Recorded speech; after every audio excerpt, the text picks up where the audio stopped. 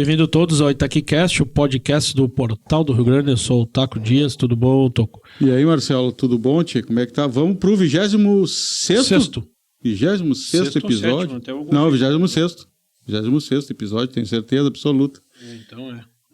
Hoje vamos gravar o nosso 26º episódio com Dorivaldo Belmonte Schinini, o Vado Schinini. E aí, Vado, tudo bom, Vado? Muito bom estar aqui com vocês, me sinto honrado por esse convite, né, porque a escolha realmente homenageia a gente por alguma coisa que a gente cruzou, fez, passou, e importante é estar aqui com vocês. Então, meus cumprimentos a vocês. Nós que agradecemos. E a todos que daqui em diante vierem a assistir. Nós vamos usar nosso apoiador aqui, a Alessandro Empréstimos, né? Ali na Independência 1022 com a Castelo Branco, né? Empréstimos consignados. Empréstimo consignado. Aposentados, pensionistas, militares, professores, INSS. O telefone de lá é o 55999-566557. E a Mecatron, né? Do VEV lá. Mecatron Sonorizações do nosso amigo VEV ali na Dom Pedro. Toda estrutura de sonorização lá para aniversário. Aniversários de 15 anos, festas, formaturas, né? Casamento. Velório. Velório também, ele anima lá se precisar. Qual é o número do celular? O Vado é o Vado. O VEV é o 5599-621-2670. Um abraço lá pro nosso amigo pessoal VEV. da Mecatron lá. E aí, Vado? Surge na 15367. É isso aí, né? Nasci ali, eu sempre digo ali, nasci, cresci, me criei, me formei, né? E saí dali... Já homem dali, né? Na 15 de novembro, 367. 367. Tu é engenheiro civil, né, Vado? Eu sou engenheiro civil. Comecei minha vida... Assim, uma rápida apresentação, assim. Eu sou filho de Euni Floriano Schinini. Minha mãe, Nilda Risso Belmonte. Meu avô paterno, Bernardo Bonetti Schinini. Uma novidade para mim ver. Minha avó materna, Isabel Figueiredo Floriano. E meu avô materno, Dorivaldo Trilha Belmonte. E minha avó Angelina, avó Bita, como era conhecida, Dias Risso. A sua família é conhecida, meu? Itaqui, em suma... rodeia mesmo. É tudo isso. E vamos aqui, eu estou a olhar para vocês e identifico assim, familiares também. Claro. Que se a gente for procurar, temos assim laços de famílias, com certeza.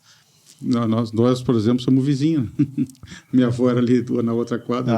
Com certeza, eu lembro deles ali, né? E a minha infância, eu me recordo bem do teu pai e da tua mãe, por isso que... perfeitamente. Até já disse pro Marcelo, eu acho o teu irmão, o Bernardo, igual ao teu pai, né? Sim, muito parecido. Muito parecido. Igual. Já falei para ele isso aí. Que é o Sapo, né? Muito parecido, o Sapo. Muito parecido. E eu sou irmão do Ismael, somos gêmeos. Eu e o Ismael. Tu sabia disso? Não sabia.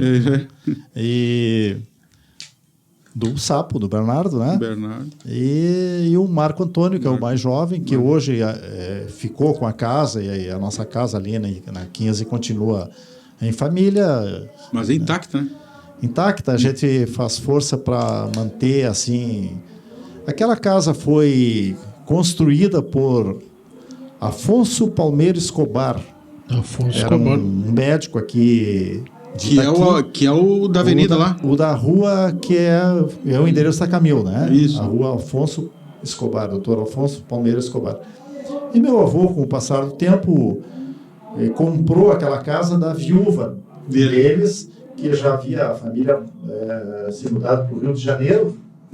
E entre o meu avô adquirir a casa e eles terem ido para o Rio de Janeiro, foi o primeiro banco, a sede do primeiro banco da província. O primeiro banco pelotense. Ali fundou-se o Banco Pelotense naquela casa. E depois passou a ser o Banco do Rio Grande do Sul, que depois, e ainda foi ali, o Banco do Rio Grande do Sul. O Banrisul foi ali? O Banrisul foi ali, que depois mudou lá para a esquina, que hoje é o Legislativo, né? Que é a Câmara. Ah, que é a Câmara, entendi. Essa é a sequência. E na saída do Banrisul ali, que o meu avô adquiriu essa casa e até hoje está nas mãos da família. Porque a minha mãe era filha única, né? Foi a única filha do casal. E isso proporcionou até para que até hoje a casa esteja na família, e hoje já é de um só, mas ele toma todo cuidado para manter a casa com as características da arquitetura de então, né? E eu acho que isso é importante, preservar a história. Né? Claro. E a tua infância está aqui? E a juventude também, né? Eu sou de 1952, né? Naquela época, assim, a infância da gente até a idade escolar, eu nasci aqui, até depois, na sequência, eu poderia contar um episódio interessante que você passou comigo, não comigo, mas que foi provocado no período que eu estive na África em relação ao desse endereço, que está aqui, um brinquedo que eu fiz com um colega lá. A minha infância é aquela história, famílias oriundas do meio rural, né? Pecuária naquela época, e eu nasci aqui e sempre a convivência para fora, sempre, né? Inevitável, e depois, quando na idade escolar, no início da idade escolar, ainda era propício, não sei se é bem esse termo, ensinar os filhos com professores particulares. Então, minha mãe e meu pai contrataram uma senhora, morava aqui perto, daqui de vocês, não longe. Ela era... Depois essa pessoa virou freira, Dona Briolante. Freira aqui na escola, aqui no Santa Teresa. E ela ficou depois freira da instituição das Madres Teresianas. Mas ela, na época, ela era uma moça civil, né? Se eu chamar assim. E eu fui alfabetizado por essa pessoa no primeiro ano. O segundo ano por uma outra pessoa, agora Elza, não lembro o nome dela, morava ali na frente onde hoje nem é mais a CRT, ali na 15. Então, os meus 2 primeiros anos foram particulares, onde eu fui alfabetizado, tive noções de matemática, essa coisa mais, né? E depois eu terminei o primário no querido Oswaldo Cruz. Ali no Oswaldo Cruz. Bom, aí isso já iniciava o ano de 1964, ou seja, aquele período revolucionário, né? E eu fui interno, eu e o Ismael, né? Nós tínhamos idade para ir para o internato, e meu pai tinha ali uma relação de amizade com aquela família das lojas Renner que se instalaram aqui, que são os Steffens. E eles comentavam que lá em Cerro Largo tinha um colégio muito bom, e bom era mesmo, de fato. Um colégio bem junto à praça, lá da igreja, lá, o ginásio Medianeira. Então nós fomos internos, eu e o Ismael, para lá. Em Cerro Largo. O nosso, um dos itaquienses colegas lá em Cerro Largo era o Laurinho, nosso querido doutor Laurinho. Só que aí eu tive um problema de saúde. Contraí uma pneumonia lá, meus pais se assustaram com isso. No próximo ano eu vim para o colégio, quando digo eu vim, sempre o irmão junto, né? Vim para o colégio Santana e Uruguaiana. Era outro estilo para mim, foi a cultura fronteiriça aqui era bem diferente, né? Sim, lá uma colonização meio de alemã e polonesa. Bom, também, né? Mas para a gente criança aquilo era bastante diferente, né? E aí eu fiquei até 1968, inclusive, né? No Colégio Santana, onde aqui tinham várias pessoas de Itaqui, aí o Bernardo já se incluiu nesse grupo, e eu comento assim que, ligeiramente assim, o Marinho Barbará, nosso querido Mário Barbará, dos Desgarrados, foi nosso contemporâneo e amigo, inclusive, de turma, porque as panelinhas se criam, se formam, né? Sim. E as identidades, assim, de guri, e o Mário Barbará foi o nosso... E o Silvio Aimone Genro, hoje um grande... Na barragem do Juninho, assim, são compositores. O Silvio, compositor. Na época, até hoje eu brinco com eles, o Silvio, quem acreditar que tudo um desenhista, ele era um exímio desenhista de coisas em miniatura, assim, sabe?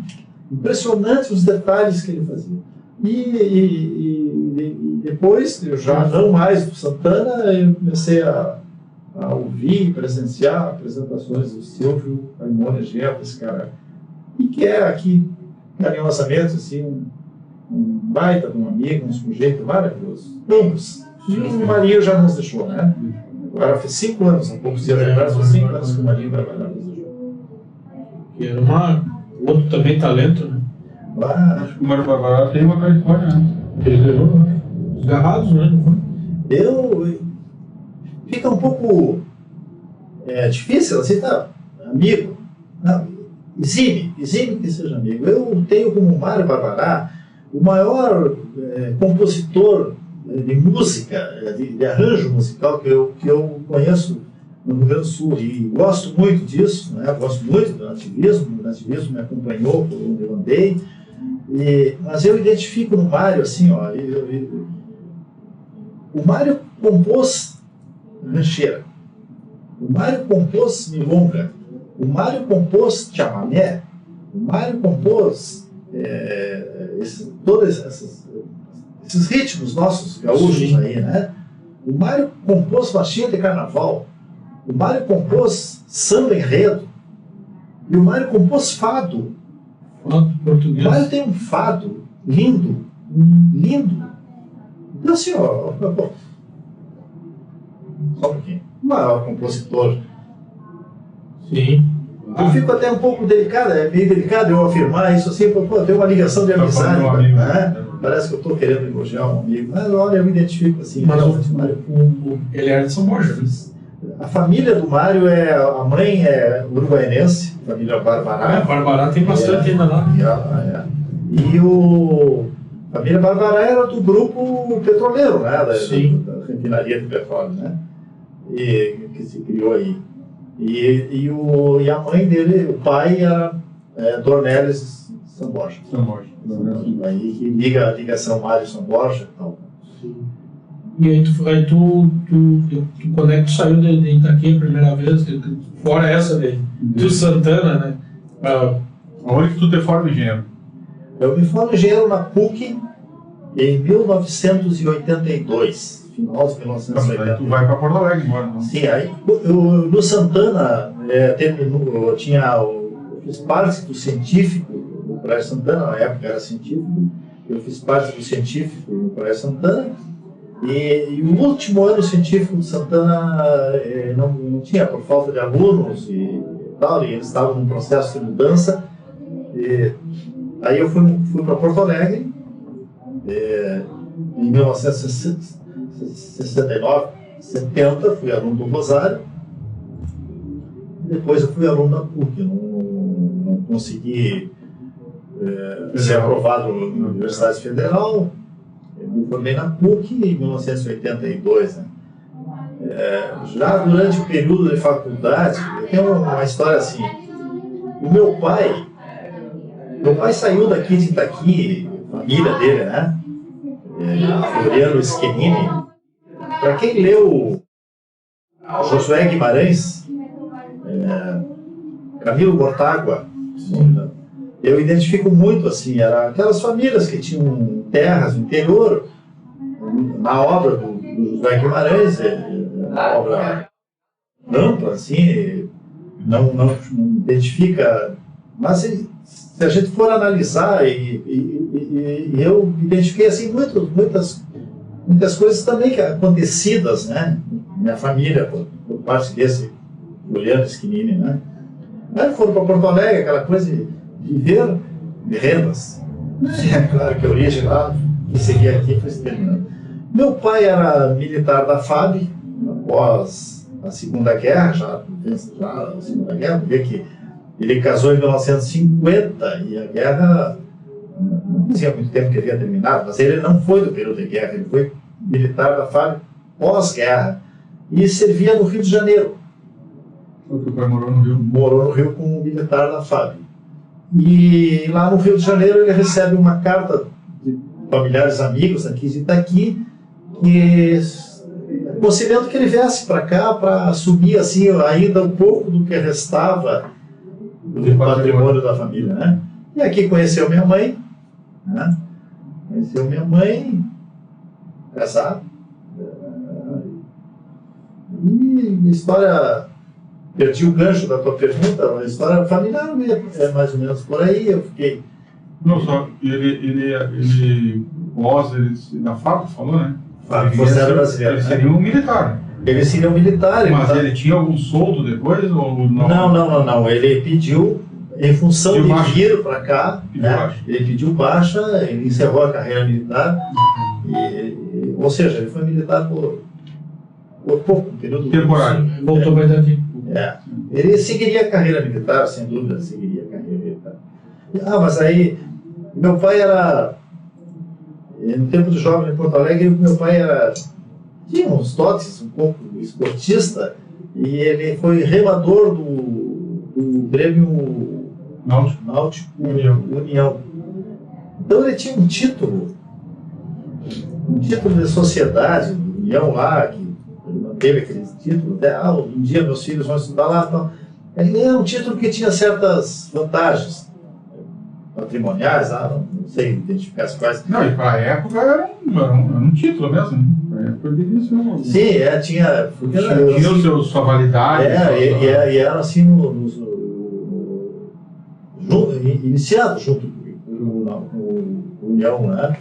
E aí, quando nós fomos estudar em Porto Alegre, ele esperava que a gente fosse frequentar a sede, e o que? Nós nunca fomos. Aí, um belo dia lá, ele... vou vender esse título e coisa, nos consultou se a gente ia participar, não, vamos. Inclusive morávamos relativamente perto. Não tinha interesse em frequentar clube, não sabe se eram outros. E aí ele vendeu esse clube, esse título, para uma pessoa da família Zampronha. E para quem participou da Copila aqui, para quem foi guri dentro da Copila, os pais... existiam produtos da Zampronha que eram telhas de zinco. A telha de zinco, Zampronha, a telha Zampronha. Aquilo era sinônimo de telha, era Zampronha. E meu pai disse: o senhor é daquela empresa? Eu tenho um filho que está fazendo engenharia, começando a fazer engenharia. Não está precisando de estagiário lá? Eu nem havia pedido isso, né? Manda falar com o meu sobrinho lá. Resumo, eu fui falar com o cara e fiz praticamente todo o meu período de faculdade, eu fiz estagiando dentro dessa empresa Zampronha, e lá fiquei 6, saí de lá formado. Aí, meu objetivo era vir para Itaqui, e aí eu já casado, vou identificar minha esposa, conhecida por muitos aqui, a Lígia, da Caixa Econômica Federal, a Dida, carinhosamente, para a nossa família, né? A minha Dida, né? Que vem ser parente, porque minha sogra é prima irmã da minha mãe, ou seja, meu avô era irmão de Argeu Belmonte, né? Então eles eram primos irmãos. E eu vim casar com a Lígia, temos 2 filhas, a Raquel, mais velha, hoje uma funcionária da Caixa Econômica Federal, Porto Alegre, e a Paula, um pouquinho mais jovem, casada, mora em São Paulo, é arquiteta, fez curso no exterior e ela vai assistir esse programa um dia e vai dizer: pai, mas tu contasse isso, eu não é que conta. E ela trabalha hoje num escritório em São Paulo, um escritório tem um certo nome, e ela criou, construiu lá na Vila Madalena um prédio de escritórios uma concepção arquitetônica assim, bastante arrojada, e eu me atrevo a dizer, por engenheiro civil que sou, conheço um pouco isso. E esse prédio dela já teve 3 prêmios internacionais. E, então isso me orgulha muito. E ela não quer que conte isso. Não gosta. Ela não gosta. As meninas tiveram uma influência aqui daqui. Aqui são alunas ali do Colégio das Freiras, na época ainda Colégio de Santa Teresa, né? E elas foram para Porto Alegre exatamente no período escolar, partindo para o lado de um preparo universitário, né? Sim, claro. Eu queria pensar um pouquinho, voltando para trás, que lá em 1964, quando eu saí daqui, era uma coisa incrível isso aí, incrível. Eu fico pensando isso aí. A gente terminava o primário, quinto ano primário, e nós éramos obrigados, para poder continuar os estudos no ginásio, que já existia, o ginásio São Patrício, que está aqui, bom colégio sempre, mas ele era um colégio de poucos anos. Mas em 50, ele é de 1950? Em 50, sim. Ele é de 1950. Sim. De 30 de agosto de 1950. Então, para conseguir continuar, não é para ter vaga, é para poder continuar os estudos do quinto ano primário para a primeira série ginasial, que era na época, né? Tinha que fazer um exame de admissão ao ginásio. Imagina. Vestibular. Vestibular. E quantos ali paravam de estudar? Sim. E quantos aqui paravam de estudar? Então a gente já tinha um vestibular lá naquela ocasião. E hoje eu me deparo com as notícias que aí tem de que, olha aqui, ó, ninguém pode rodar. Não pode rodar ninguém. Não sabe fazer soma de matemática. Quer dizer, tem gente que termina o colégio não sabe nem interpretar um texto, né? Eu fico, assim, eu vejo notícia aí para ter acesso a não sei o que, numa faculdade, sei lá, Enem, eu não vou afirmar assim, uma dessas, basta não ter tirado 0 na redação. Mas vem cá, gente, que é isso? Né? Na volta do lado, eles têm uma dificuldade de fazer porcentagem de cabeça. Né? Não sabem, eu acho, nem sabem.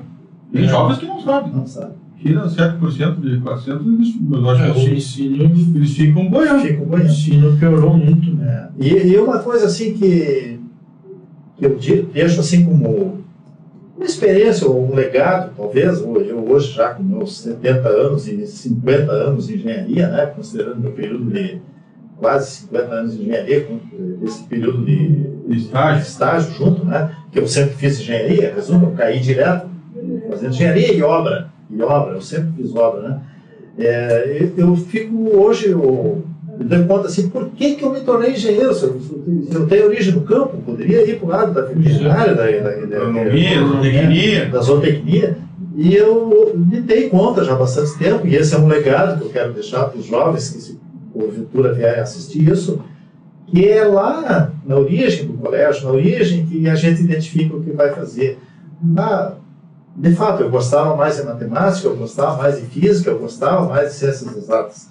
Eu não era um aluno identificado com ciências sociais, eu não era um aluno identificado com biologia, com a área que conduz para a área da medicina e assim por diante. Né? Então, acho que isso aí é importante. Sim, pois é.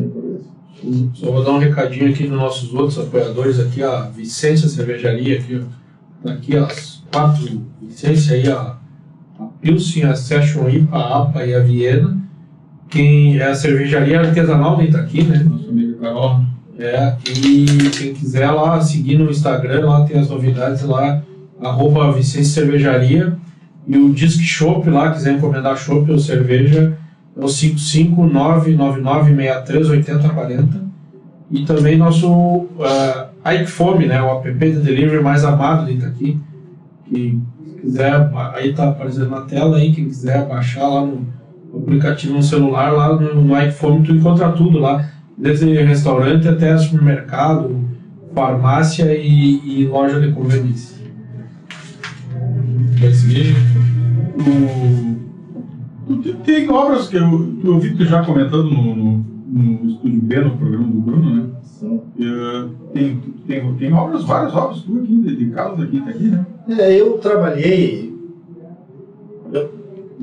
Nós casamos em 83, foi exatamente no período da maior enchente.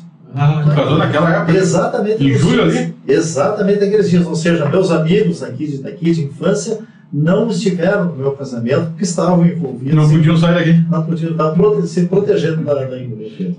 Então aí... Inclusive a casa dos teus pais estava embaixo lá. Meu pai tem uma marca lá, tinha um muro, ele fez um cimento alisado lá e ele marcou aonde tem. É incrível. Você vai lá olhar onde é que está, onde é que chegou a enchente, é incrível. E a minha mãe, que foi menina ali naquela casa, ela dizia assim, olha, a maior enchente que teve aqui chegou na sarjeta. Eu me criei ouvindo isso. Chegava só na sarjeta da casa. Na sarjeta da casa. Pô, chegou 1,43 m, uma coisa assim, uma cota assim, na casa. Imagina. Na casa. Então, eu vim para Itaqui em 83, já casado. Os teus sogros já moravam aqui? Moravam aqui, ele fazia pouco tempo que havia se aposentado do Banco do Brasil, ele foi funcionário do Banco do Brasil, meu sogro é de Juí. É uma história interessante. E ele... Um senhor muito educado, muito solícito. Muito solícito. Você entrava na Itacred e ficava a mesa dele à direita. À direita, isso aí. E o Orlando tem um episódio interessante. Ele, na época, ele fez faculdade, que era o equivalente a uma faculdade de economia em Porto Alegre, e fez concurso para o Banco do Brasil. Ele era muito amigo, inclusive, eles estudaram junto e eram muito amigos na época ali em Porto Alegre, depois continuaram assim, com o Aparício Rio. Então, os dois combinaram fazer um concurso para o Banco do Brasil. E fizeram. Passaram. O Orlando passou, não sei se o Aparício, eu não vou saber se ele passou, se não seguiu a carreira do banco, mas o Orlando contava que ele se apresentou para assumir e disseram para ele assim, olha, senhor, a vaga é em Itaqui. E ele, por ser de Juí, não conhecia Itaqui, mas sabia que Itaqui era além de Juí, né? Não, eu para Itaqui não quero ir, não tem um lugar mais perto para ficar aqui. Então, poderá surgir a vaga, a resposta, né? Mas assim, o senhor não quis ir, né? Vamos riscar seu nome aqui, vamos botar seu nome aqui no final da lista. E continuar chamando pessoas. Não, então tá, eu vou. Vou para Itaqui. Aí chegou aqui em Itaqui, fez toda a carreira dele. Jovem, né? Chegou jovem, solteiro, aí conheceu a Ceci, minha sogra, casou aqui, né? E teve todos os filhos aqui, a citar o Orlando Carlos, que hoje é um médico, um cirurgião de cardiologia, pessoa bastante reconhecida. A Lígia, a Dida, é a segunda filha, e o Chara, para quem que seria o Orlando Jorge. O Chara fez engenharia, não exerceu engenharia, fez concurso para o Banco do Brasil, passou, trabalhou alguns anos no Banco do Brasil, fez concurso para a Receita Federal, passou, e na Receita Federal ele achou que se ele tivesse o curso de Direito e Administração de Empresa, ele seguiria melhor a carreira. Então, o Chara, Orlando Jorge, é funcionário da Receita Federal. Mas gosta de estudar, porque fez duas faculdades. Três.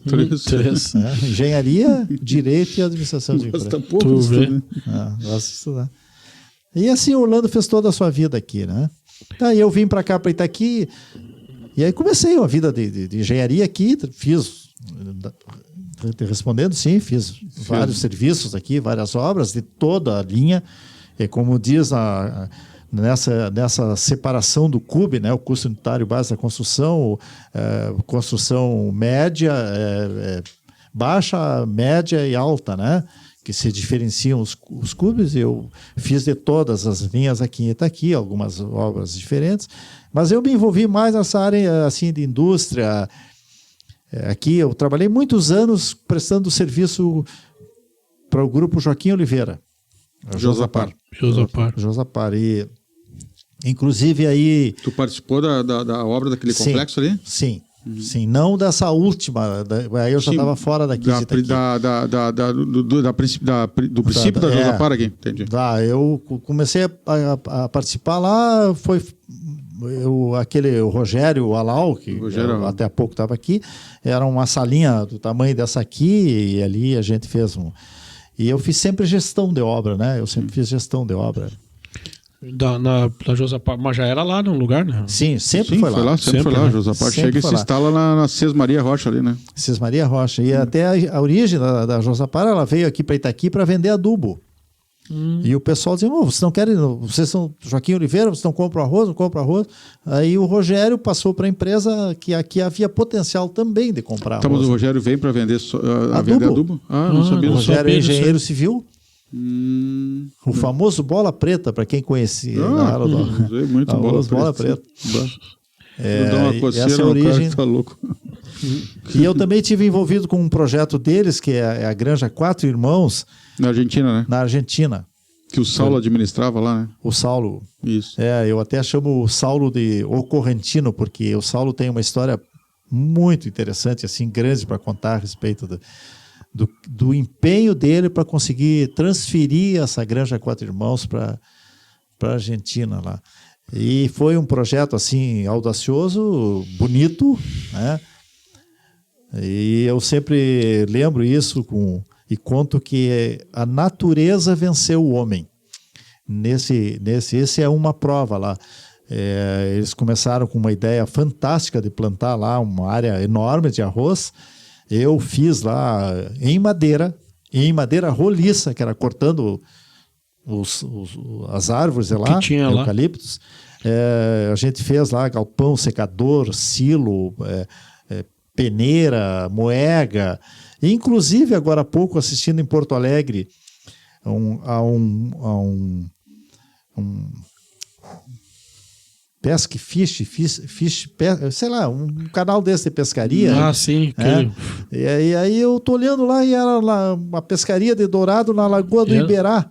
Que é lá eu olhei assim, vem cá, mas aquilo ali, as bases da sucção. Mas tinha uma vegetação, que aquela lagoa, na verdade, ali naquela região, ela é bem rasa, então tem essa vegetação... Mas é uma várzea, né? É uma várzea, mas tem...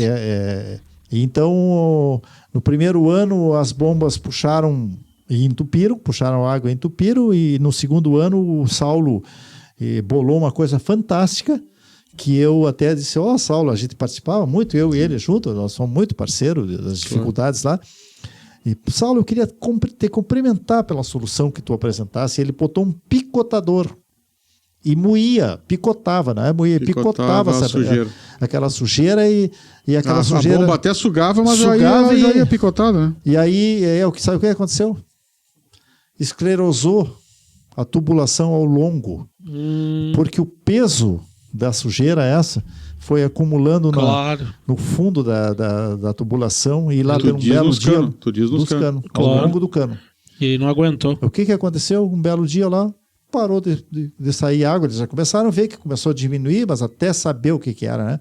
E saber onde era, né? Sim. Foram cortando até achar ou como é que fizeram? Não. Abriu? Não, aí a empresa decidiu abortar o projeto já no terceiro ano. Aí venderam aquilo lá? Venderam aquilo lá. A área era própria deles lá? Própria.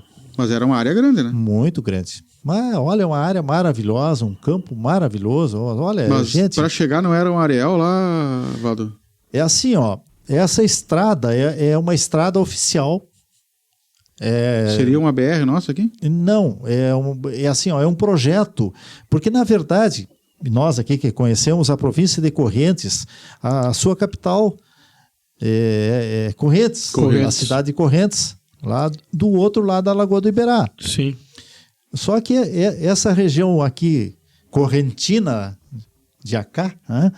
Para chegar em Correntes tem que passar por dentro de Missões. Então, esse projeto é uma estrada que ligaria esse lado litoral, que eles chamam, né? Sim, litoral. Aqui com a sua capital.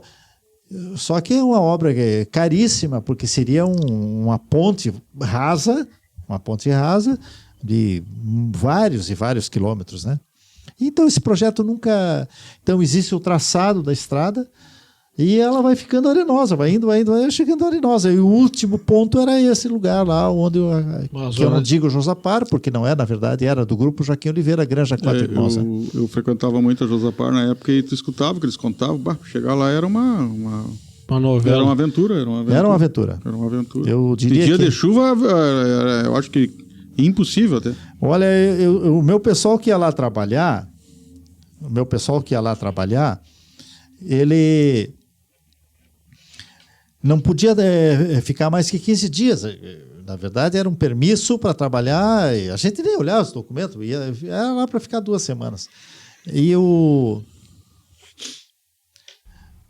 Então, eu tinha que trazê-los lá. E o pessoal também louco para chegar aqui, né?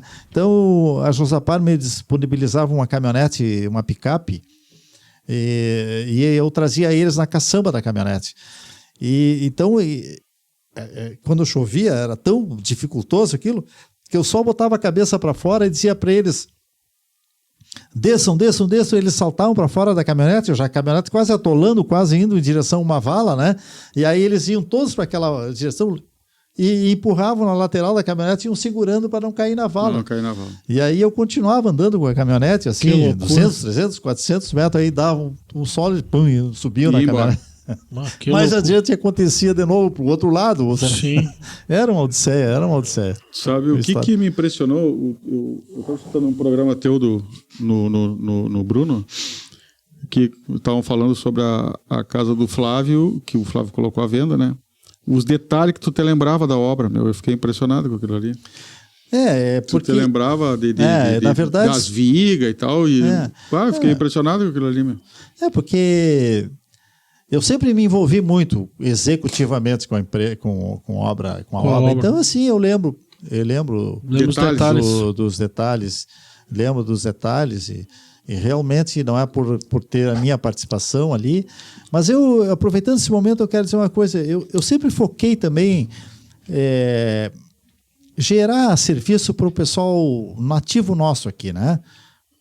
Tu comentou um pedreiro que tu tinha muita confiança nele. Então, e era o mestre de obras, né? Mestre de obras. Ele era um pedreiro e eu fui fazer a primeira obra aqui em Itaqui, quando eu aqui cheguei, e eu disse para ele, Altamiro Antunes, é o nome dele. Esses dias ainda encontrei ele no supermercado aqui, nós abraçamos, quase choramos, porque tem uma lembrança de muita garra. Ele foi o mestre lá nessa obra da Argentina.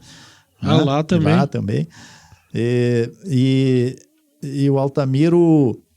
hoje aposentado, né? Hoje aposentado, sim. Tem os filhos criados fora de Porto Alegre, tem um filho que é gerente de uma agência do Banco do Brasil em Novo Hamburgo. Legal. Legal isso aí. E eu disse para o Altamiro, tu vai ser o mestre dessa obra. E ele me disse, mas eu sou pedreiro, seu Vado, eu nunca... Não, Altamiro, eu tenho tempo para também ser um pouco de mestre. Então eu vou ser engenheiro e um pouco mestre, e tu vai ser pedreiro e um pouco mestre. Bom, e aí nós começamos, e eu, através dessa pessoa, Altamiro, eu represento tantos outros, quero na figura dele representar tantos outros pessoas que me ajudaram a trabalhar aqui em Itaqui. Colaboradores. Muitos, que se eu começar a citar, eu vou cometer o erro de esquecer alguns. Então eu fico só na figura do Altamiro. E não tenho receio, porque depois andei aí fazendo serviço aí por vários lugares, e eu afirmo isso. O maior mestre de obra que cruzou na minha vida chama-se Altamiro Antunes, itaquiense dos 4 costados. Que legal. Ou seja, isso aí, é interessante fazer essa homenagem. Que legal. Mas isso quer dizer o seguinte, volto a dizer, Altamiro, eu represento, através do nome dele, tantos outros que assim me ajudaram aqui. Sim. Me ajudaram. Antes de continuar, vou dar mais um recado aqui do Grupo Braseiro aí, que é o Braseiro Bar e Parrija, Braseiro Galeto, Braseiro Café Container e o Braseiro Boutique de Carnes. Quiser acompanhar ali as novidades do Braseiro, só seguir no Instagram lá. Tem o Braseiro, @Braseiro Bar e Parrija, o I com Y, né? Que é do espanhol. E também como? Eu quero fazer um adendo aí. Do quê? Agradecer o Duda, né, pela presença e dar os parabéns para ele, porque foi foi um baita episódio. Um baita episódio. O Duda, que é um papo muito interessante, né? Fundador do Grupo Brasileiro, esteve aqui conosco. Um papo bem interessante sobre carne, né? Já tá sobre assado, né? Quem quiser escutar, tá lá no YouTube já. Não, e eu assisti o programa e não só isso, depois ele contemplou com um churrasco. Veio uma cerveja. Contrafilé aqui E uma Patagônia, né? E uma Patagônia. 3 Patagônia. 3 Patagônia. E mandar também um abraço para a Eletrosul, energia solar, mais de 350 unidades instaladas em Itaqui. A Eletrosul, quem quiser acompanhar lá é @eletrosul.energia. Um dos sócios lá da Eletrosul, que é o Louro, é nosso ouvinte aí. Esses 350, mas só deve ter dobrado já. Não, já, desde que começou a anunciar aqui, porque 350 tá meio desatualizado. Bem já desatualizado. Viu? Eu queria te perguntar, Vado, e aí tu voltou para Itaqui, e aí onde é que entra a África nessa história aí? A África é uma história, um episódio interessante. A Lígia, isso já havia uma combinação pré-estabelecida, né, pelo casal, eu e ela, que nós daríamos sequência aos estudos de nossas filhas em Porto Alegre. A gente sempre teve vínculo com Porto Alegre. Claro. Né? Meu sogro tinha um apartamento lá, tinha uma série de oportunidades. Né? Então, a Lígia conseguiu transferência para a Caixa. Ela foi transferida para Porto Alegre e eu fiquei ainda aqui envolvido com o trabalho. E fiquei mais 5 anos aqui. E ela em Porto Alegre e eu aqui. E o que me provocava, eu ia assim a Porto Alegre quase que toda semana, né? Claro. Eu e o seu Roquinho, levando... Eu ainda peguei o seu Roquinho levando a... O seu Roquinho? O seu Roquinho. O que ele levava, Valdo? Levava a loteria para perfurar os cartões. Não acredito. Sério? Todas as semanas. Todas as semanas. O seu Roquinho é uma pessoa... Um guerreiro, viu? Sabe que ele fazia aquilo com amor, tu via aquilo que ele fazia. Foi uma pessoa que passou no Itaqui que deixou um legado, né? Muito interessante, muito interessante. Quem frequentou a lotérica do seu Roquinho, ele é sempre no canto ali com a lupa, né? Impressionante. Então, bom, aí eu enfrentava isso, às vezes eu ia até com carro próprio, muitas vezes eu também ia de carona com amigos que também tinham já filhos lá e assim por diante. Planalto, eu criava casa dentro do Planalto, porque acendiam umas luzes dentro do corredor em Santa Maria e eu brigava com isso, porque aí eu não dormia mais, né? Um dia eu reclamei, fui lá na Matriz em Porto Alegre, não reclamar, eu fui lá saber se era de praxe acender a luz, né? E não, tu tá me dizendo uma novidade. Não pode acender a luz, os caras acendiam a luz para provocar consumo no bar, né? Claro. Tudo tem. Bom, aí eu fui para Porto Alegre, me juntei, fui aos poucos diminuindo meu envolvimento aqui e fui para Porto Alegre. Bom, vou começar uma vida. Claro que tinha engenheiros, contatos vários lá, né? Vou começar a minha vida aqui, mas foi um período de veraneio. Aí, chegando lá, um desses contatos me disse assim, me telefonou um dia, Vado, tem uma obra começando aqui, no Rio Grande do Sul, aqui em Osório, que é o teu perfil. E os caras estão precisando de uma pessoa com o teu perfil. Tu quer ver? O que é isso? Que obra é essa? Ele me disse parque eólico, mas para mim era uma novidade, parque eólico, eu nem sabia. Lá eu fiquei com parque eólico na cabeça, quer dizer, não tinha nada a ver, eu nem imaginava o que era. Marquei um encontro, era em Osório, fui em Osório lá. Era um primeiro parque eólico no Brasil, né? Sim. O parque eólico de Osório. E eu assumi a parte final dessa obra lá. Final ainda, muita coisa, muitos serviços para fazer. Lá eu fiquei 2 anos, um ano e meio no parque eólico. Terminado o parque eólico, o outro engenheiro também, Vado, eu estou com uma empresa, fazendo a gestão de uma empresa em Luanda. E preciso de um cara como tu. Que ano é isso, mais ou menos, tu tem noção? 2003, eu tenho até anotado aqui, 2003, 2005, mais ou menos. Fui com um propósito. Vou ficar 1 ano lá. Vou ver como é que é, mas vou ficar 1 ano. Claro, filhos ainda em idade escolar, né? E eu também precisava ganhar meu dinheiro, né? Precisava... Sim. Fui. E aí eu quero contar assim para vocês. Embarquei naquele avião no Rio de Janeiro, um jumbo, com destino a Luanda. Ao amanhecer, aquele avião perdendo altura em Luanda, e eu comecei a olhar aquelas casinhas nas proximidades do aeroporto, aqueles telhados com uns pesos em cima, porque não eram nem pregadas essas telhas em cima. E eu comecei a pensar assim, o que é que eu vim fazer aqui? Onde é que eu fui me meter? Certo que eu ia ficar, né? E até vou dizer para vocês, eu fazia pouco que havia perdido minha mãe, e eu dizia assim, eu pensando comigo, se a minha mãe, se eu dissesse para minha mãe, ou se ela visse o que eu estava, o que ela iria me dizer, né? Sim. Bom, resumo, gente, eu fiquei lá por 3 anos. Fiquei por 3 anos, quero caracterizar assim, ó. Eu saí daqui, não vou depreciar, não é isso aí, mas era a engenharia, como eu fazia aqui em Itaqui, como na época.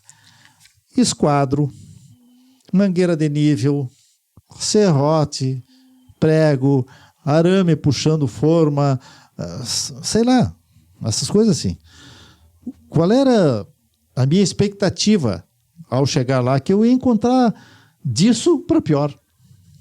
Sim. Disso para pior. Gente, eu cheguei lá, era tudo na base do nível a laser, forma de plástico, montável, ajustável. Você já deve ter visto em obra fazer, que a gente chama de pé direito, fazer aquelas escoras de madeira para fazer a forma de uma laje. Claro. Aquilo lá tudo em metal, com rosca sem fim, ajustável, com... Gente, me deparei com uma situação completamente diferente. Em resumo, Angola vinha saindo de uma revolução interna muito grande entre o MPLA, ou MPLA, Movimento pela Libertação de Angola, e a UNITA, que era o líder da UNITA, era o Jonas Savimbi. Na época, bastante noticiário internacional, isso era muito frequentado. Mas quando eu lá cheguei, isso aí estava terminando, havia terminado já. Foram 30 anos de revolução interna, uma loucura. O país, Angola, foi dizimado. E eles protegiam, porque tinham aquelas bombas. Depois os israelenses foram lá desarmar as minas, né? O mestre da minha obra, por exemplo, é uma história longa. Eu tenho que ter cuidado para não ir misturando, assim, porque senão eu perco o fio da meada. Ele era um soba. O soba, para a cultura africana, é um líder comunitário. E como se fosse um grande fazendeiro. Sim. Como se fosse dos tempos antigos nossos aqui, os sesmeeiros. Claro. Tá?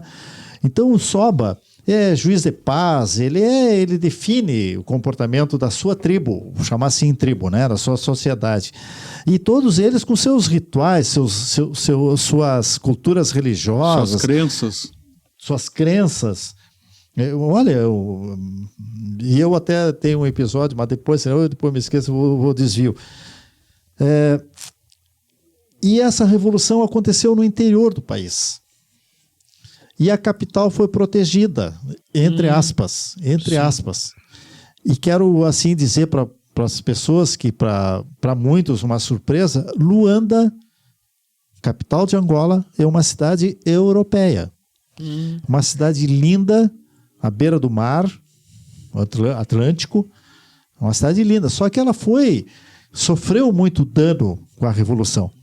O que aconteceu? O angolano que tinha alguma condição, alguma posse, ele saiu, ele não fugiu, ele saiu do seu país, seja para Portugal ou fosse para a África do Sul. Quando terminou a Revolução, em que o MPLA venceu a Revolução com o apoio dos russos e cubanos, Eu tenho um episódio para contar que é muito contado lá, eu vou recuperar ele daqui um pouquinho. E quando terminou a Revolução, a capital tinha um cinturão de miséria, onde o aeroporto era vizinho disso aí. Ah, sim. Entendeu? Porque a capital, realmente, então, assim, para quem conhece, todos nós conhecemos Porto Alegre, é como se fosse a distância do aeroporto, fosse ali o Salgado Filho nosso. Só que aquele além do Salgado Filho em direção a Canoas e assim por diante, aquilo ali era um cinturão, e é um cinturão de miséria.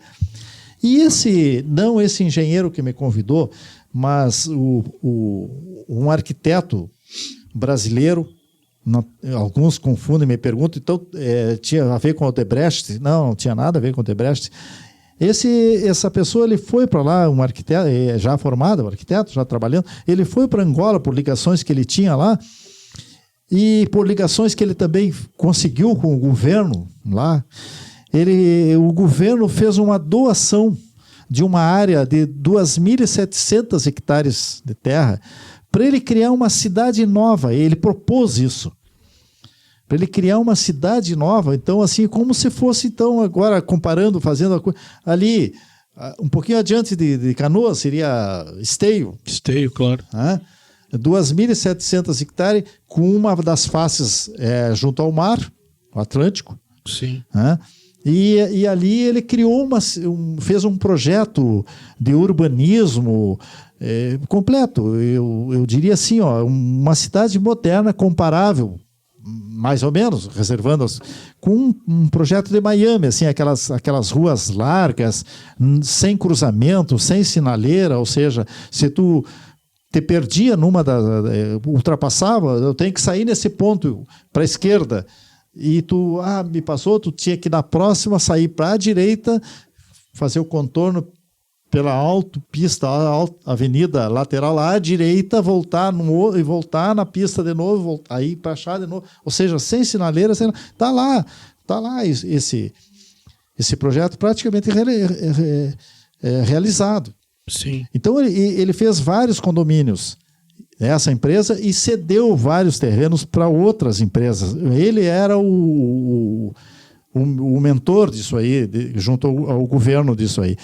E eu fui trabalhar nessa empresa em que ele, com esse engenheiro daqui do Rio Grande do Sul que me convidou. Nós éramos 6 engenheiros e a cada um de nós era dado um projeto para executar condomínios fechados. O meu condomínio era composto de 132 casas. Então eu caracterizo isso, que não é eu o vado engenheiro, não, vê a disponibilidade de materiais e de modernidade que tinha, que em 3 anos, para ser mais exato, em 2 anos e 8 meses, eu iniciei do zero, não eu o vado, né? Sim, claro. 132 casas, vendidas a $1 milhão, média. Cada um. E nós éramos 6 fazendo essa loucura. Era uma loucura. Mas assim, se eu visse na obra uma pessoa se deslocando com prego, martelo, serrote, coisa assim, oi, vem cá, o que tu tá fazendo? O que tu vai fazer com isso aí? Sim. É porque ele ia enjambrar alguma coisa que ele tinha mal feito. Tu ia ter que ir lá. Aí nesse contrato que a gente fazia para ir para lá, nós tínhamos, o engenheiro tinha a obrigação de ensinar. Esse era o contraponto, né? Então a gente levava assim alguns profissionais da área de qualquer área específica da engenharia, azulejista, eletricista, levávamos chamados os expatriados.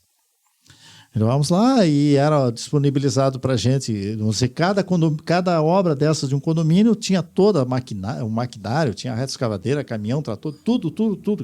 Ou seja, tu não tinha por que não fazer o que tu tinha que fazer. Sim. Então era juntando com esse episódio aí, MPLA e UNITA, da forma como terminou a Revolução, nunca foi muito aceito, né, por aquilo, né? E até tem um episódio que você passou comigo, que eu conto isso com uma curiosidade. Esse engenheiro de Porto Alegre me telefonou um dia e me disse assim: Vado, pega os expatriados, que os expatriados eram essas pessoas que a gente levava para fazer essas tarefas, né, ensinar. Pega os expatriados e sai de uma vez aí da obra, porque está havendo uma revolução interna e eles estão invadindo a obra, as obras. Os sem-tetos, no caso, seria, né? Tá. Não, é assim porque eles... os contrários... aos que estavam no governo. Sim. Que seria a turma da UNITA. UNITA. Certo?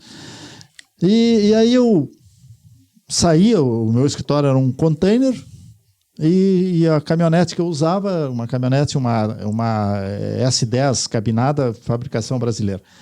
Eu dei uma volta pela obra bem intensa, não vi nenhum dos expatriados, e eu estava voltando para o meu ponto, né, meu escritório, para eu sair dali, né? E dá um estouro no portão e entra, eu diria assim, 80, 100 pessoas munidos de pedaços de pau, pedaços de ferro, num grito de guerra, assim, sabe, meio tribal. Sim. Aquilo. E contra mim, ou seja, o portão estava lá, o meu escritório estava no meio e eu estava distante, equivalente, né? Sim. E aí, eu confesso para vocês, o pânico me bateu, né? Não, só pode. Mas aí é aquela coisa de guri criado para campanha, né? Para fora. Se eu não vou disparar, porque se eu disparar o cachorro me pega, né? Sim, é pior. É pior. Mas eu confesso para vocês que eu não sentia o chão.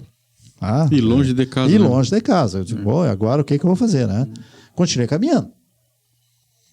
E quando chegou em cima de mim, um deles que ia na frente levantou o braço e gritou lá: ô engenheiro!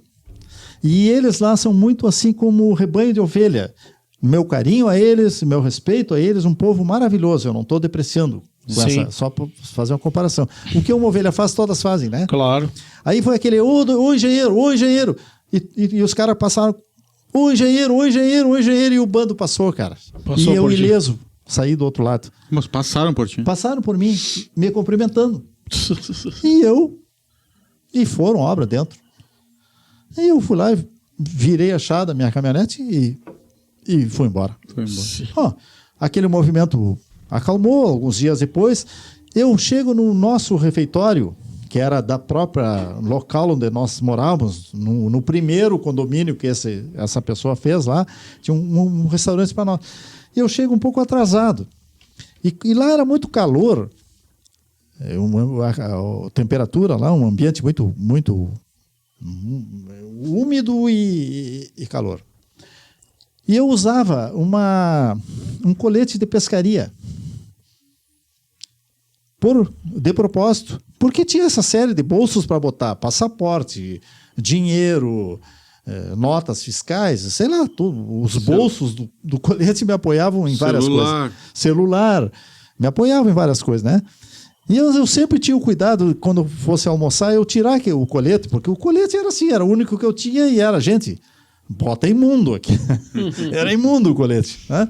Nesse dia eu cheguei atrasado para almoçar e pensei comigo: eu não vou ali, nem a casa era do lado, mas eu não vou ali, as pessoas estão, as senhoras ali que nos servem, porque eu sabia que elas ficavam, ainda não veio o engenheiro fulano, entendeu? Para almoçar.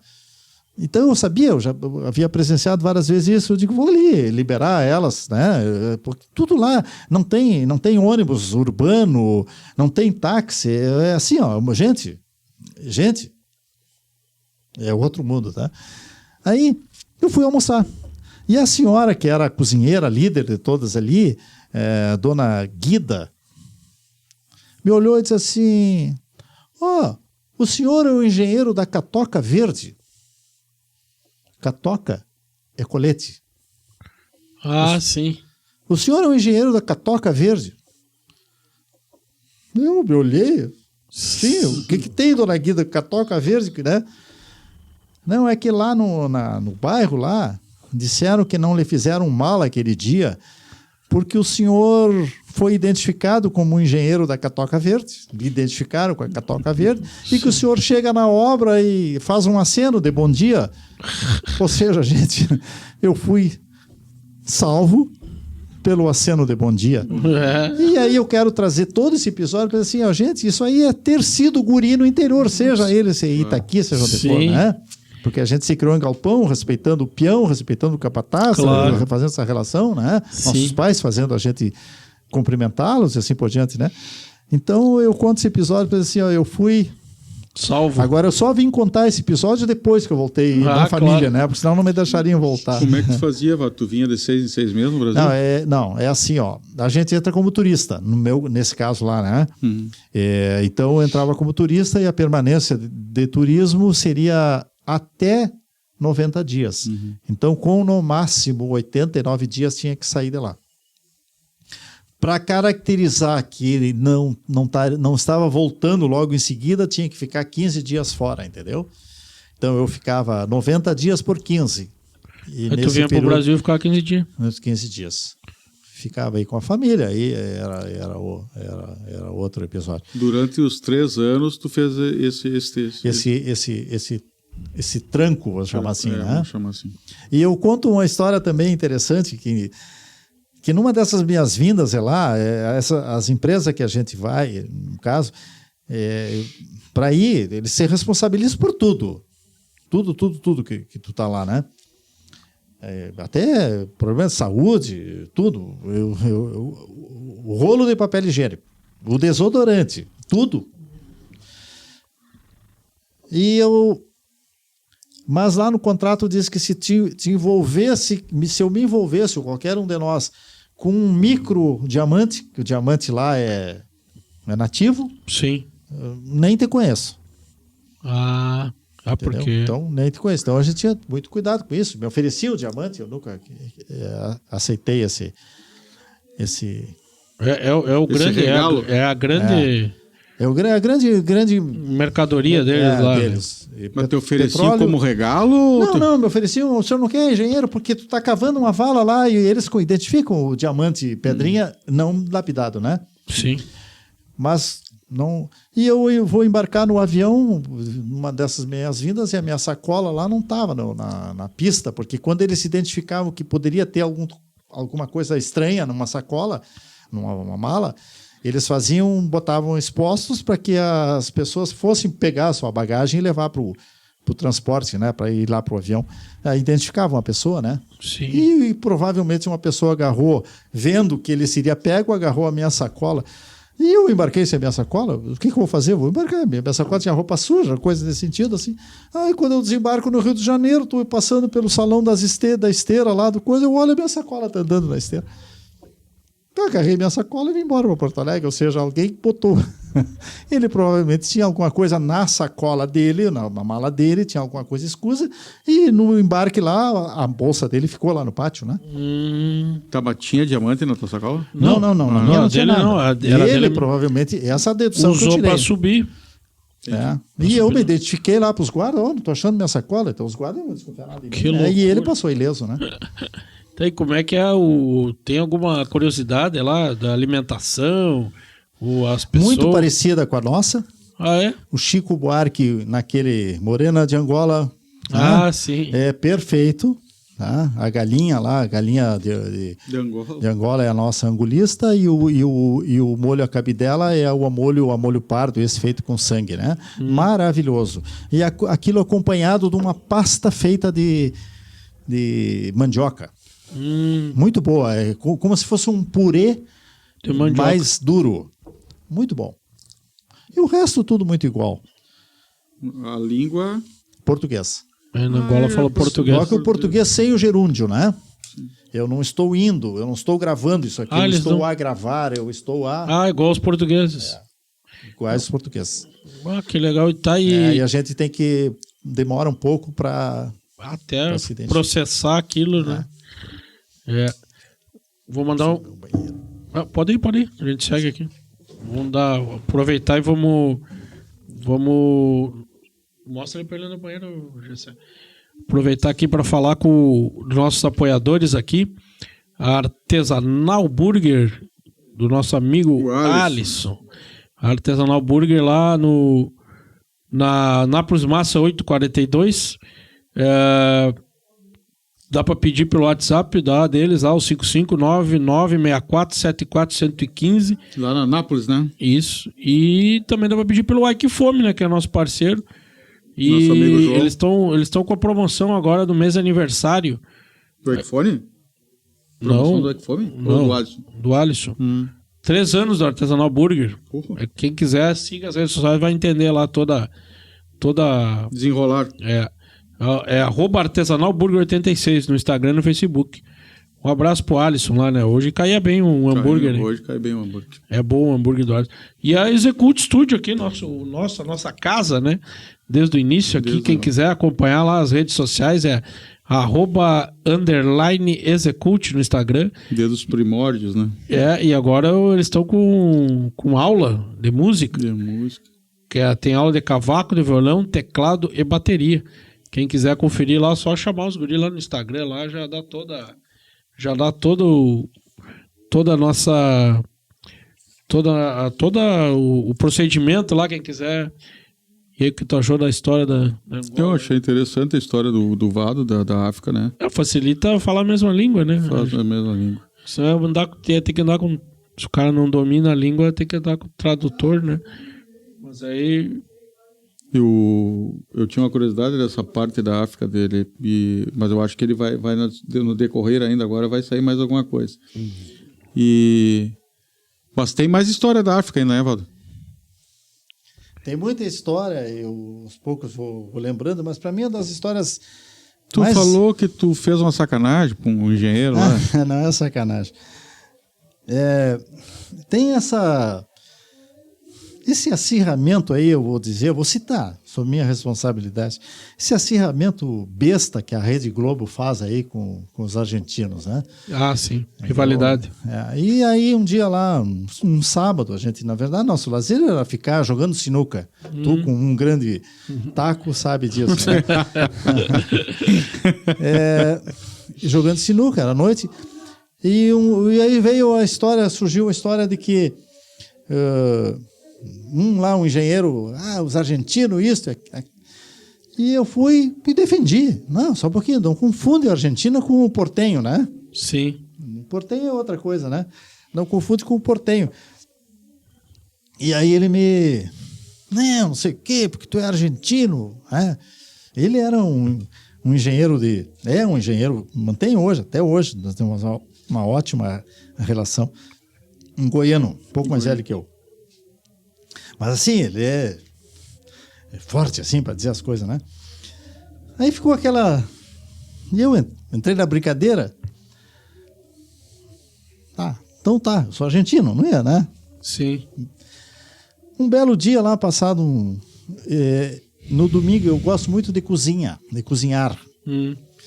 Então eu, para divagar um pouco, porque mesmo no domingo ia almoçar, e no nosso restaurante lá, e almoçava ali, o pessoal da staff, né? Engenheiro e tal coisa, e a obra, no FIFI virava assunto só de obra, né? Eu digo, vamos fazer o seguinte, eu cozinho, vamos fazer uns almoços para nós, a nossa cozinha. Tinha tudo, era só ir lá e pegar e cozinhar aqui, né? E estava acontecendo, estavam todos sentados em volta da televisão, e eu lá na cozinha, pilotando a cozinha. E estava acontecendo o final do campeonato mundial, vocês que são aficionados aí ao futsal. Estava acontecendo o último jogo do campeonato, a disputa final, a partida final entre a Argentina e a Espanha. De futebol salão. De futebol salão. E começou a tocar o hino argentino. E eu saí da cozinha, de avental e coisa. E, para provocar, fiz isso exatamente para isso, para provocar, avancei, fiquei na frente, quase grudado à televisão, e o quê? Espalmei a mão direita no peito, assim, e fiquei ouvindo o hino da Argentina. E eu via os detrás, liderado por esse, que dizia assim, mas ele é argentino, ele é argentino. Eu quieto. Terminou o hino argentino, eu voltei para o meu comando lá, né? Pilotando a minha cozinha lá. 30 segundos ele apareceu lá. Vado, e afinal de contas, tu é argentino ou tu é brasileiro? E aí eu fui e disse assim, Saul, quem sabe tu me ajuda a eu tirar essa dúvida que eu tenho? Que dúvida? Ele é aquele jeito, né? Que dúvida que tu tem? Pois olha assim, ó. A minha mãe começou a sentir as dúvidas, as dores do parto. História, aqui. Estou esclarecendo que é uma história, Sim, claro. Isso de fato não aconteceu. Minha mãe começou a sentir as dores do parto e meu pai, como o sistema hospitalar da Argentina era bem melhor lá em 1952 do que no Brasil, meu pai botou minha mãe num barco, numa chalana, né? Sim. Atravessou a Argentina, eu nasci lá na Argentina, E aos voltou cuidados hospitalares argentinos. No outro dia, voltamos, agora aí já digo eu, voltamos para o Brasil, e ele foi lá no cartório do seu Linneu e registrou como nascido em casa, e que de fato nasci em casa. Sim. E aí, então, quem sabe tu me ajuda a eu definir, porque isso é uma grande interrogação que eu tenho comigo mesmo. Eu não sei se eu sou argentino, porque eu nasci lá, porém eu fui registrado num cartório brasileiro. O que eu sou? Tu é argentino, viu? Tu é argentino.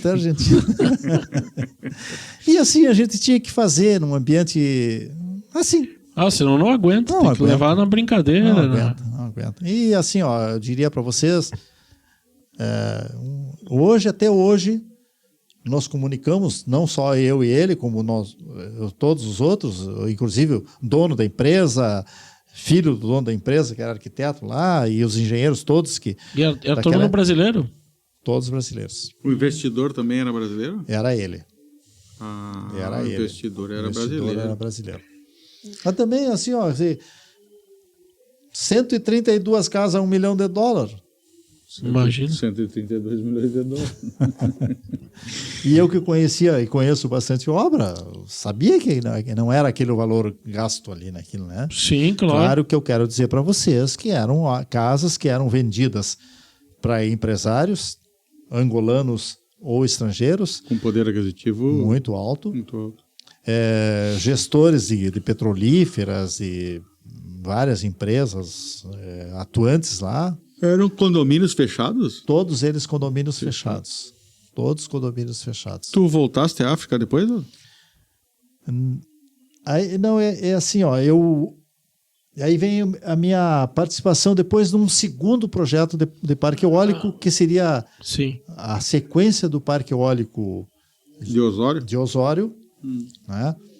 E antes, logo antes da mesma empresa, uma empresa espanhola, um parque eólico, para que esse vocês não venham, o de Osório, para quem vai para a praia ver, é um parque eólico em Palmares do Sul, da mesma empresa, que esse sim fez toda. Aí eu já assumi como gestor dessa. Quando tu voltou lá da África. Da África, e eu estava envolvido lá na África com um projeto hoteleiro de turismo, um grande projeto hoteleiro de turismo de uma empresa portuguesa.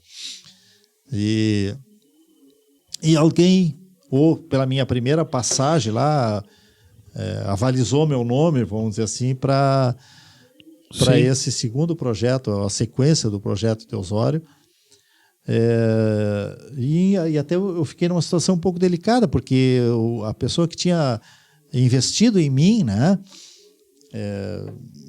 Chato, eu assumi um compromisso e a empresa espanhola essa me fez uma proposta assim, boa, interessante, né? Claro. Então, ficou uma situação um pouco... E até eu escrevi um e-mail para ele, na época, meio que dizendo assim, eu me maniei, né? Sim, tô atado. E ele me respondeu, até eu tenho esse e-mail guardado, isso é uma coisa muito particular, até assim agora estou externando ele para a nuvem, né? Sim. Então, mas ele, na verdade, assim, é muito meu, isso aí.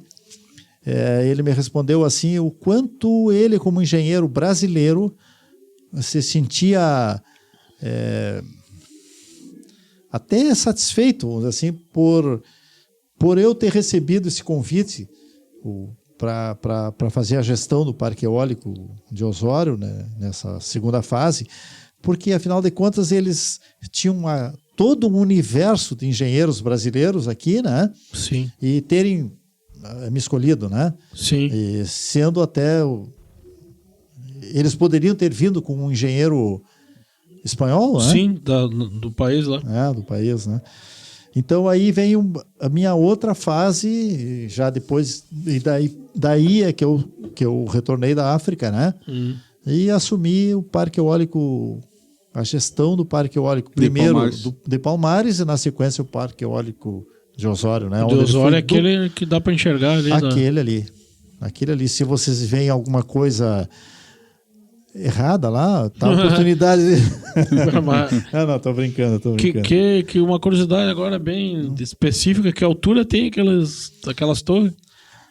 Aquilo é assim, ó,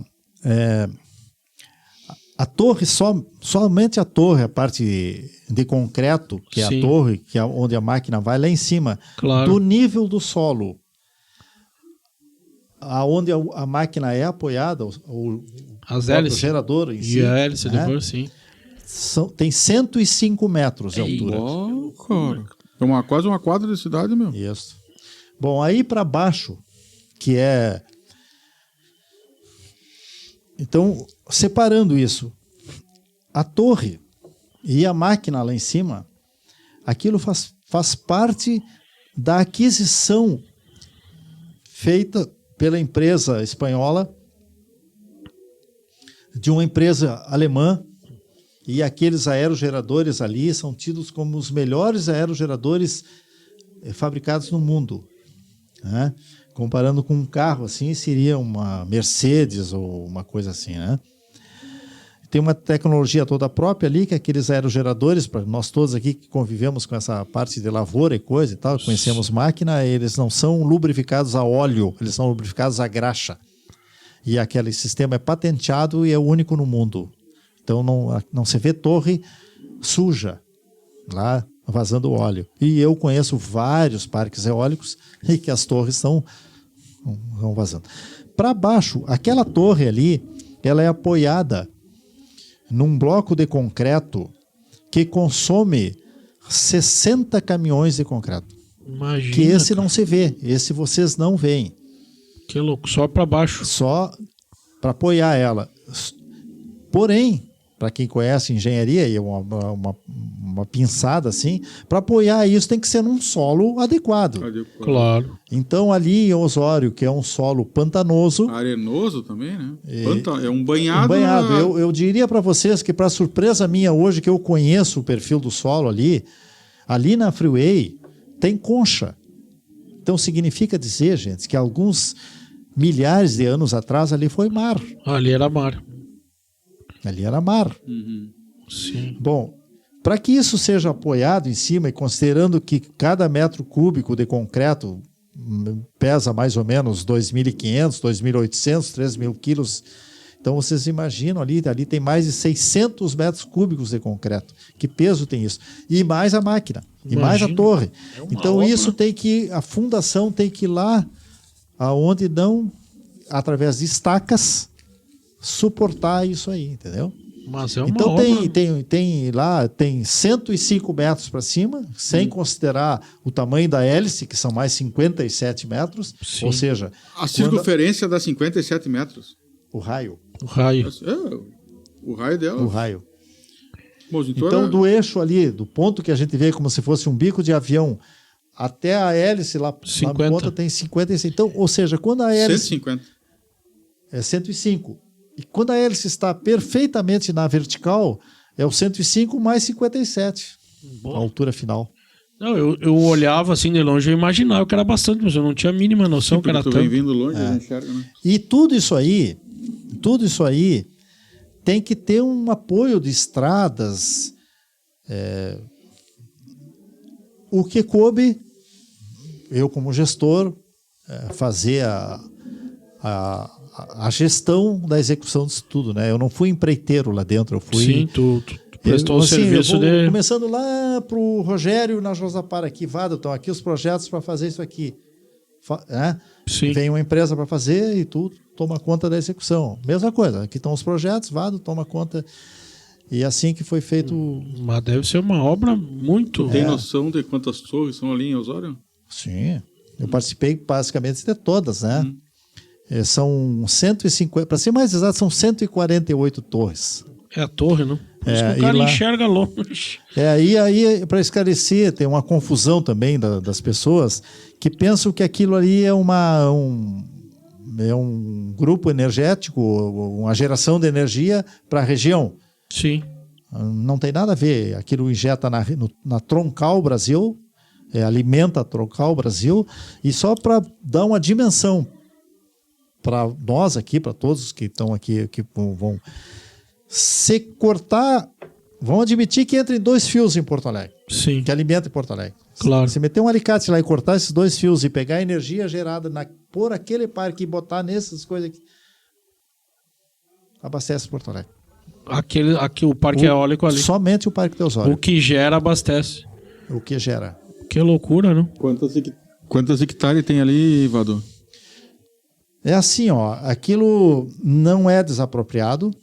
Sim. A área, as pessoas continuam explorando tanto pecuária como agricultura ou lazer. Tem gado solto ali? Gado. Uhum. Eu hoje faço uma pequena pecuária, muito incipiente, muito pequena lá em Osório, e a área que eu exploro é exatamente dentro do parque. Eles fazem, pelo menos os que eu vi, o que eu tive por nada de ver é um contrato de superfície que eles chamam. São contratos de 30 anos. 30 anos, E eles vão vencendo, que serão renovados. Por que 30 anos? Porque pode ver que Angra dos Reis, de repente, passou a ser uma desinteressante a geração de energia nuclear. Eles arrancam tudo lá e... Então, assim, com certeza, se é uma energia renovável, isso aí terá sequência de mais alguns anos, 30 anos e coisa. E no contrato diz que terá que ser tudo desmontado e implodido. Claro. É mais ou menos o que hoje começaram a fazer com as placas solares na rural, né? É mais ou menos o contrato é parecido. Sim. Eles fazem uma superfície. Se deixou de ser interessante, desmonta tudo, sai fora e a área ocupada 100% volta a ser. Então aquelas estradas ali, tudo não tem a largura de uma freeway, mas tem a capacidade de suporte de transporte de uma freeway. Então isso também me coube a execução disso, né? Sim. Eu montei um laboratório, eu montei um laboratório. Claro. Para minha segurança lá, antes isso era feito por laboratórios contratados de fora, e eu levei essa questão para o espanhol lá, meu diretor imediato lá. Olha, eu acho interessante, porque aí nós ficamos de posse da informação instantânea, né? Sim. Então, para vocês terem uma ideia, uma carreta, a carga de uma carreta, que é o gerador, não toda aquela peça lá em cima, o gerador, que é os bobinados, pesa 80 toneladas. Então, é uma carga, é uma estrada que tem que suportar 80 toneladas. Ali, tu obviamente, tu já teve várias vezes lá dentro. Faz um barulho diferente quando... Não, inclusive, quando foi trazido para o Brasil, o Parque Eólico de Osório foi o primeiro, né? Havia muita resistência e alguns proprietários, burramente, pediram para tirar das suas terras, porque diz que aquilo fazia barulho. Não, aquilo só tem o barulho do atrito do vento quando o vento é por demais. Sim, para você ter uma ideia, as hélices têm um passe. Ou seja, a velocidade na extremidade da hélice, a velocidade não, a força do vento na ponta da hélice é a mesma junto ao rotor ali. Claro. Então, por isso que ela tem um perfil. Aquelas hélices, elas têm, além da máquina ter um giro que ela se vira automaticamente para maior incidência de ventos, a hélice também se adequa à velocidade do vento para não comprometer, para não botar em risco. Sim. Ou seja, um vento abaixo de 8 km por hora, na verdade a medida é pés, nós. Sim. Nós. Mas, falando assim, para vocês entenderem, para ficar coloquial aqui, a 8 km por hora, as hélices começam a girar. Ou seja, elas estão assim, recebendo o vento e pega o vento inteiro. Né? Sim. Conforme o vento vai aumentando, o computador, as informações de cada uma delas que ela recebe da sua biruta, que quem quando o guri não brincou com biruta, lá em cima tem uma biruta, essa biruta lê e transfere, através de computação, a inclinação da hélice, me entenderam? Claro. Então as 3 hélices se inclinam e se um vento chega a 80 km por hora, que vai comprometer, vai botar em risco o equipamento, ela fica assim, o vento passa. De perfil. Então esse barulho, quando o vento é um vento forte, lá venta, para quem não teve na praia, o famoso nordestão. O nordestão. Né? Aquele vento que levanta tudo lá na beira da praia. Ali começa o nordestão. Aí o vento, quando tem aquele vento, ele faz um certo ruído, mas nada que interfira no gado ou na vivência das pessoas ali, absolutamente. Sim, dá para o cara seguir criando um gadinho ali embaixo tranquilamente. Sim. Tranquilo. Tem lavoura, eu lembro no início... Que lavoura dá para ter. Não, tem muita lavoura de arroz, lavoura de soja, tem tudo lá. É uma região muito, muito intensa. A distância de uma para outra deve ser mais de 100 metros, né? Não, são 244 metros. De uma para outra. De uma para outra.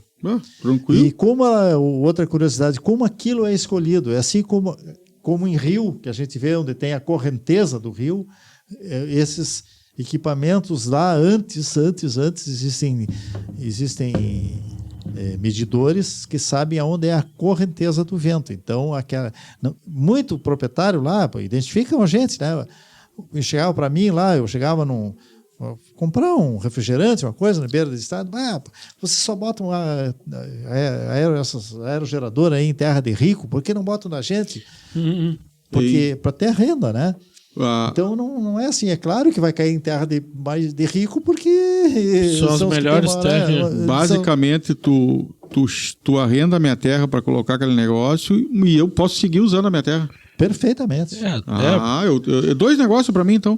E eu ganho pelo que está lá dentro e ainda posso usar a minha terra. E ganha um percentual, um terceiro ganho.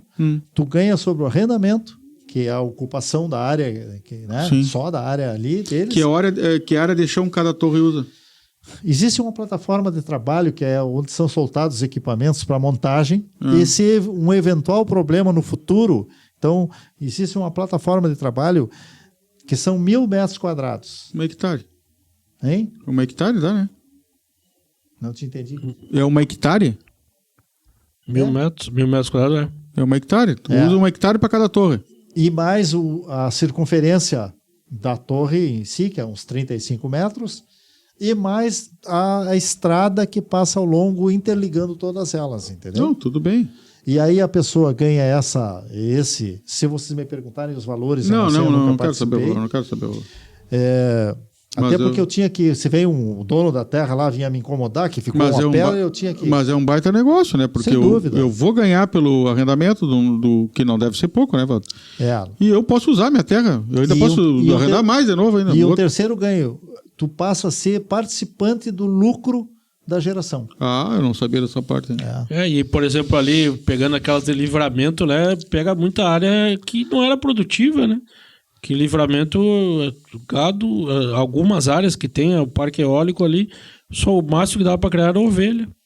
Dá para plantar muita pedra. Aquela obra de Livramento ali é uma obra bem mais barata para construir, porque ali as fundações, isso que eu falei das estacas, a 50 metros, 35 metros. Lá é menos. Né? Lá é praticamente em cima da rocha, né? Porque lá tem muita pedra. Muita pedra. Pois deve ter pego alguma área ali de algumas pessoas que não produziam nada na área.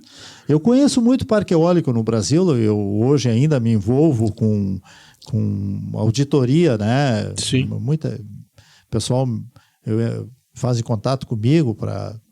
Agora mesmo tocou o telefone, eu desliguei aqui, é o rapaz que é o da tecnologia dos laboratórios, que é onde a gente fazia, e com certeza era algum assunto nessa área que ele queria comigo. Sim. Eu vou dar retorno para ele.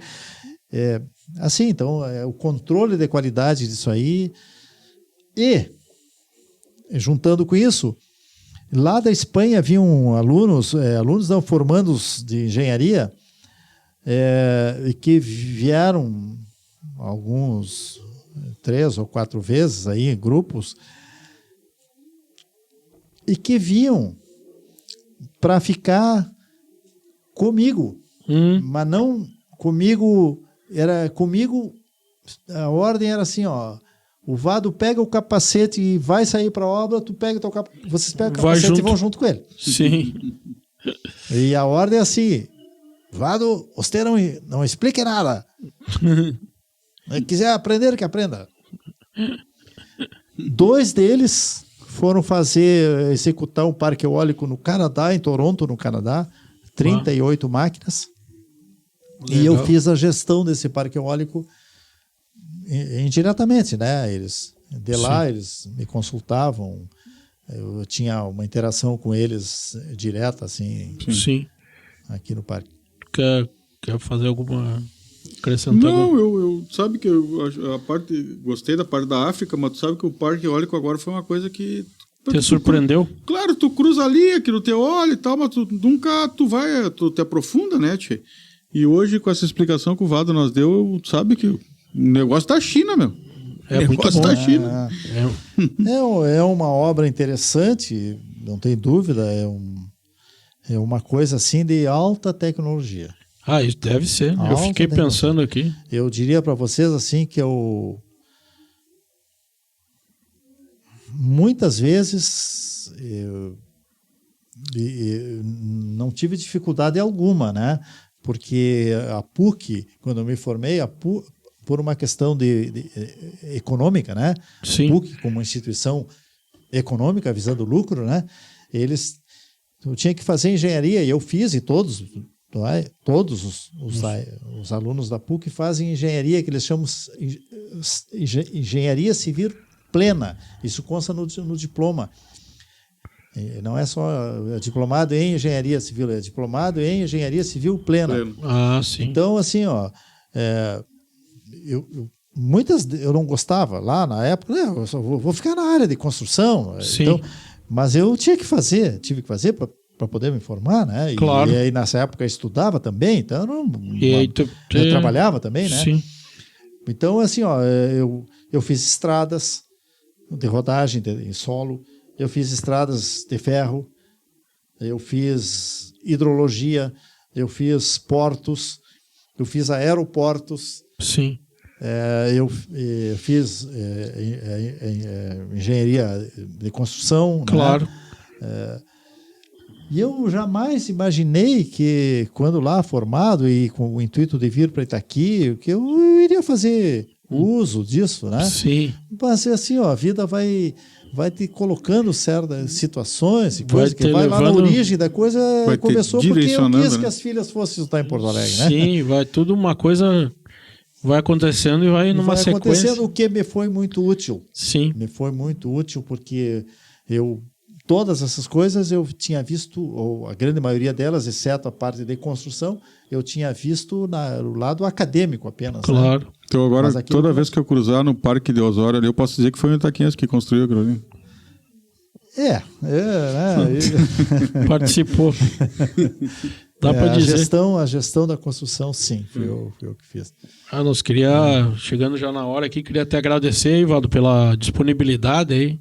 O Valdo que é meu vizinho, né? Já vou falar aqui. Uma vez no mês é meu vizinho. É uma vez que tu vem, né? É verdade. Nós queria te agradecer aí pela disponibilidade aí, por esse baita papo aí. Queria te agradecer que foi muito bom, né? Bastante história para contar, né? E eu queria assim dizer para vocês assim, vocês dois, essa dupla aí, o Taque e o Toco, né? Sim, que ficou até. Essa dupla sertaneja.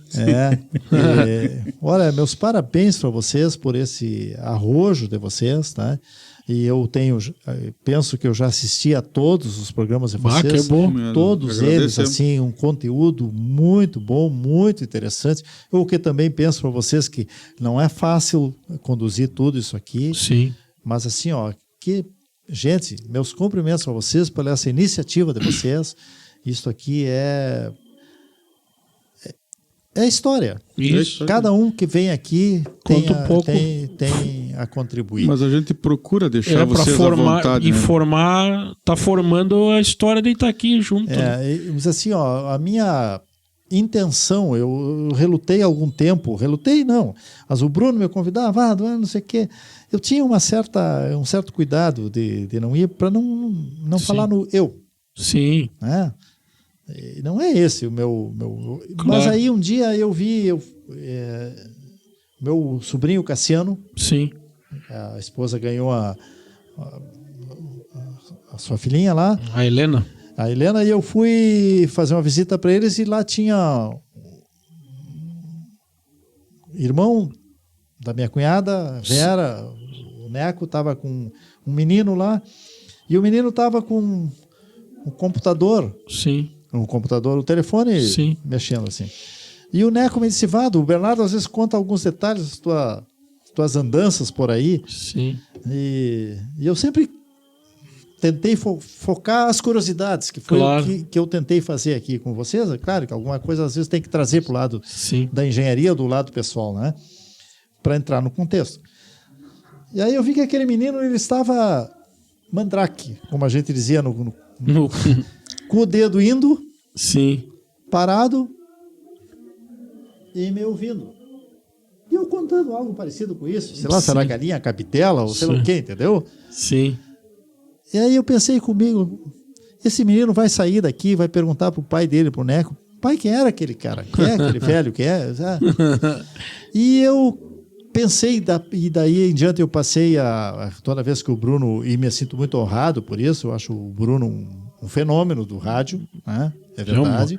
Uma referência. É um fenômeno. E eu, toda vez que estou aqui, que ele me diz que eu vou, porque se um jovem achar interessante isso que eu aqui trouxe aqui, né, para essa mesa, ou sei lá no rádio, ou coisa parecida, a minha vida, sei lá, me proporcionou eu Claro. ter essas passadas. Gente, é porque eu comecei a gostar de matemática, o outro pode passar a gostar de biologia. Sim. E, gente, vamos estudar. É o principal, estudar, né? porque o que entra para a cabeça, o que está aqui na cabeça, esse a gente não perde, né? É o patrimônio que tu não perde. E assim, ó, eu diria, claro, já viajei alguma coisa, mas muito viajei de graça. Sim. Depois que eu comecei a me envolver nesse outro tranco, algumas vezes eu fui para a Europa, a África, que eu nunca imaginei ir na vida. Né? Morou por 3 anos lá. Entendeu? E viagens, algumas que eu fiz, foram de aprendizado, de trabalho, e que não me custaram nada. Graças ao trabalho. Graças. Sim. Então, esse é o legado que eu quero deixar, e Sim. assim, para que esse jovem passe a gostar lá no seu... Inspirar, né? no seu colégio lá, gostar de matemática. Tá, não é de matemática que me identifico. Eu Sim. gosto de línguas, gosto de área social. Eu vou fazer direito, Sim. vou fazer medicina, vou fazer odonto, vou fazer engenharia, vou fazer agronomia, não importa. Claro. O que não pode é ficar parado. Sim. E ficar parado achando que... Não, gente... Eu hoje, para minha afeição, me preparar um pouco, eu uso habitualmente barba. Há anos não faço barba. Então, vou lá dar uma diminuída, porque eu estou virando. Eu vou lá cortar. Cheguei num lugar acanhado, por acaso, que fui numa borracharia. Ao lado da borracharia, eu cheguei e disse, cara, era perto do meio-dia. Que hora tu abre aí para... Eu vou vir aqui fazer a barba contigo aí. E ele me olhou e disse, mas olha, eu já tenho hora marcada. Mas, cara, tu me passou uma máquina, demora 3 minutos. Não, senhor, só se for a hora marcada. Mas só um pouquinho, cara. Eu até disse, atrevidamente, eu disse para ele, cara, eu vou me apresentar para ti. Eu sou engenheiro de quase 50 anos. E tu sabe quando é que eu marquei hora para atender um cliente? Sim. É por aí. Funciona assim. É incrível, né? É isso aí. Mas incrível. é a juventude, Fábio. É a juventude. É incrível isso, né? Mais uma vez, gente, Muito obrigado. Nós que um abraço a agradecemos. vocês, muito obrigado. Gostei muito, viu? Não, nós que Gostei agradecemos. Muito obrigado, Vado. E eu vou agradecer aos nossos apoiadores aqui, a Alessandro Empréstimos, a Mecatron Sonorizações, a Vicência Cervejaria, o Ike Fome, o Grupo Brasileiro, a Eletrosul Energia Solar, o Artesanal Burger e o Execute Studio. Agradecer ao Gessé Nosso da amigo técnica Gessé aí. na produção aí, né? Agradecer a todo mundo que está acompanhando aí. Não esquecer de dar o like, apertar no joinha ali, né? Compartilhar e se inscrever no canal, que é muito importante para nós. Obrigado, obrigado a O todos. Bruno já é nacional. Todos os itaquienses que andam por esse Itaqui afora Sim, tem aquele ritual de assistir o Bruno. sim. E eu gostaria, e cada vez mais, para que vocês também, o programa de vocês, Claro. fizesse parte do itaquiense, não só do Itaqui aqui, mas do Itaqui, esse que está fora daqui. Essa é a É ideia. uma forma da gente participar e estar aqui dentro. Isso motiva muito as nossas Foi raízes. uma prova do que tu tá falando. Tá gravando ainda, né, Gessé? Essa semana te mandei um print, né? Eu Sim. via Instagram, Tibiriçá Valença. Ele é um itaquiense que foi embora há muitos anos. O cara enaltecendo o nosso programa, agradecendo a nós, Essa é a a verdade. nós dois, pelo programa que nós estamos fazendo do Tibiriçá Valença. Ele é um militar que foi embora há muitos anos daquele Itaqui. Então, um abraço para ele, que ele sempre nos escuta aí.